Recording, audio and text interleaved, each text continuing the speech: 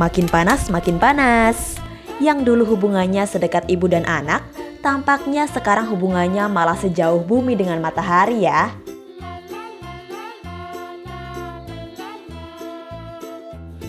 Baru-baru ini Ketua Umum PDIP Megawati Soekarnoputri menyinggung pemerintahan saat ini seperti Orde Baru. Loh, gak bahaya tah? Pernyataan itu ia lontarkan dalam acara konsolidasi relawan pendukung Ganjar Pranowo Mahfud MD, Senin 27 November 2023. Dengan menggebu-gebu, Megawati menyebut pemerintahan saat ini sewenang-wenang terhadap masyarakat. Meski tak menjelaskan secara rinci, namun Mega menyebut tindakan pemerintah seperti telah mengintimidasi dan mengintervensi masyarakat. Lantas, Mega pun mengaku jengkel atas sikap pemerintah tersebut. Bolehkah kamu menekan rakyatmu? Bolehkah kamu memberikan apapun juga kepada rakyatmu tanpa melalui perundangan yang ada di Republik Indonesia ini? Mestinya ibu nggak boleh ngomong gitu, tapi udah jengkel, tahu nggak? Kenapa Republik ini penuh dengan pengorbanan, tahu tidak? Mengapa sekarang kalian yang baru berkuasa itu mau bertindak seperti waktu zaman Orde Baru? Wah, semoga pesannya tersampaikan ke pemerintahan ya Bu.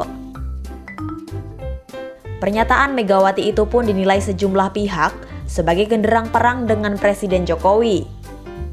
Sebab, nama Presiden Jokowi dinilai tak bisa lepas dari kontroversi putusan MK yang meloloskan Gibran sebagai cawapres. Apalagi, Ketua MK adalah adik ipar Jokowi. Kemudian, itulah yang diduga mendasari kemarahan Megawati. Tak berselang lama pernyataan Mega soal Orde Baru, putra bungsu Presiden yang sekaligus Ketua Umum PSI Kaesang Pangarep pun memberi respon nih. Tapi ternyata Kaesang justru malah mengaku nggak paham nih soal Orde Baru. Entah ngelawak atau emang bener-bener nggak tahu, Kaesang malah bilang pada masa Orba dirinya masih anak kecil. Eladalah.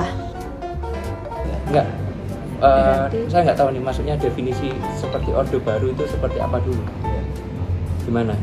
Saya nggak tahu teman-teman di sini dengar ya, karena saya sendiri kan saya tidak mengalami karena waktu itu saya masih umurnya kecil, jadi saya nggak mengalami.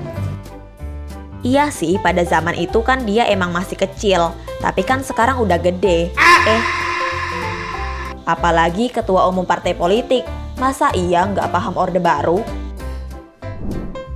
Nah, ngomong-ngomong soal Orba, sebetulnya Indonesia mengalami pemerintahan seperti itu sejak 1966 sampai 1998. Pemerintahan Orde Baru di Indonesia terjadi pada masa kepemimpinan Presiden Soeharto. Selama 32 tahun memimpin, Soeharto banyak tuh membuat kebijakan yang menuai kontroversi. Di antaranya, terkait kebijakan penstabilan perkembangan ekonomi, politik, dan sosial di Indonesia. Kala itu pun marak praktik korupsi, kolusi, dan nepotisme atau KKN. Nah, KKN ini turut memberikan dampak negatif nih buat Indonesia, khususnya di bidang politik, ekonomi, serta moneter. Tak hanya itu, pada 1989 sampai 1993, kebocoran dana pembangunan juga tinggi loh, yakni mencapai 30 sampai 45%. Waduh, kok bisa gini sih? Tindakan penyelewengan demi penyelewengan pun terjadi nih. Salah satunya penyelewengan kekuasaan berupa penggabungan partai politik.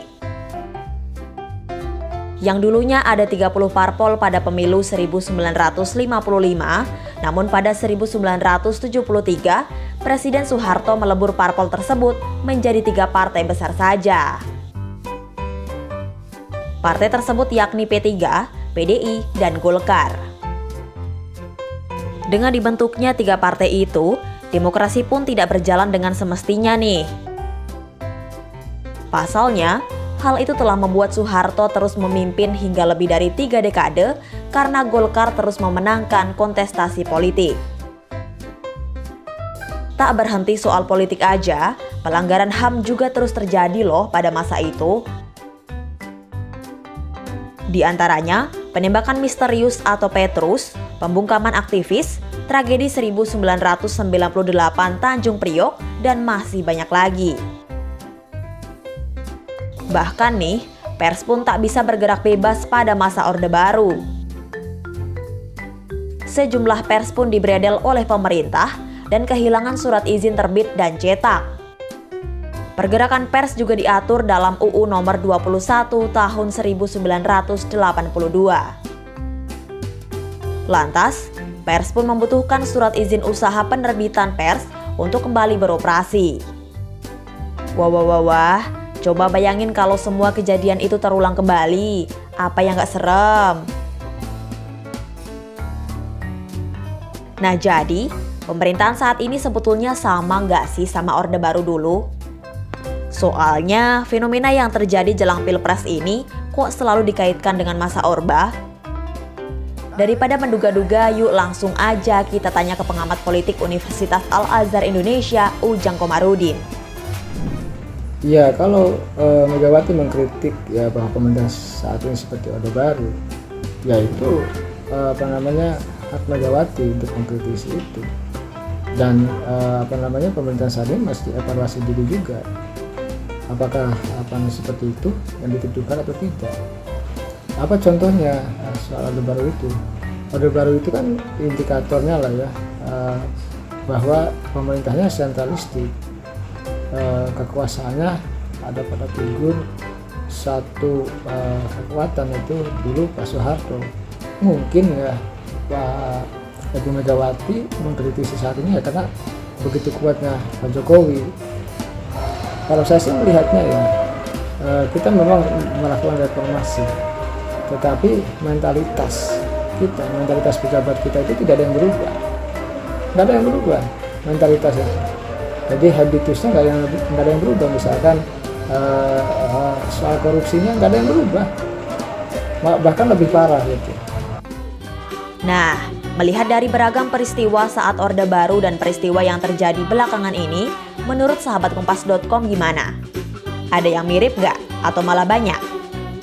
Jangan lupa tulis tanggapan kamu di kolom komentar ya.